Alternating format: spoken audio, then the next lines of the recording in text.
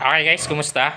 So sa nagtatanong, pwede ba ang kangkong sa ating mga inahin na buntis? So ito lang yung ibibigay kong sample sa inyo guys. Meron akong kabakyard dito sa lugar namin.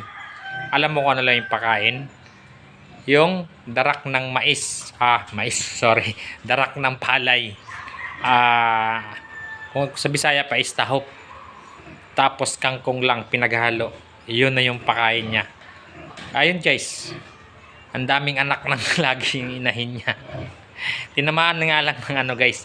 Tinamaan nga lang ng virus. Yung karamihan na doon banda sa area na yon, yan tinamaan sila ng virus. Pero ang pakain niya po talaga is kangkong lang. Tsaka yung darak, yung tahop ng palay. O totoo po to guys. So kakilala ko naman siya. So kinukumusta ko lagi yung okay lang ba yung ganung pakain. So wala namang naging problema guys. Maraming ang anak. So tayo pure feeds sa kanila, ganun lang yung pakain. Parang 1/4 lang yung ginagastos nila compare sa pinapakain natin pure feeds. Pero wala kailangan natin mag-upgrade.